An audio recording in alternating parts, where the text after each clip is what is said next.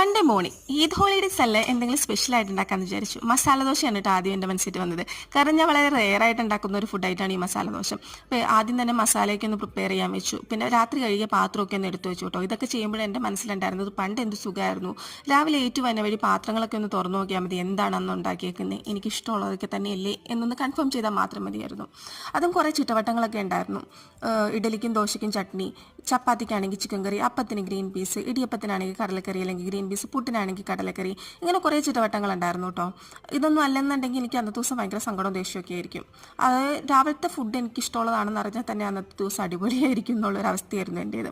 പക്ഷേ യു വന്നപ്പോഴത്തേക്കും എല്ലാം മാറി. രാവിലെ ഞാൻ വന്നിട്ട് ഇതുപോലെ പാത്രം തുറന്ന് നോക്കി എല്ലാം എം ടി ആയിരിക്കും. ഞാൻ ഉണ്ടാക്കിയിട്ട് വേണം ഈ സംഭവങ്ങളെല്ലാം ഫില്ല് ചെയ്യാനായിട്ട്. അപ്പം ഞാൻ ഇപ്പോഴാണ് ആലോചിക്കുന്നത്, ഞാനന്ന് എൻ്റെ അമ്മേനെ എന്തോരം ബുദ്ധിമുട്ടിച്ചിട്ടുണ്ടെന്നുള്ള കാര്യം. ഇതുപോലെ തന്നെ അമ്മ കടയിൽ പോയി വന്ന് എല്ലാ സാധനങ്ങളും ഉണ്ടാക്കി എനിക്ക് ഇഷ്ടത്തിനൊത്ത ഇഷ്ടത്തിന് എല്ലാ സാധനങ്ങളും ഉണ്ടാക്കി തരുമായിരുന്നു. അത് ഇപ്പോഴും ചെയ്യും കേട്ടോ ഞാൻ നാട്ടിൽ ചെന്ന് കഴിഞ്ഞാൽ.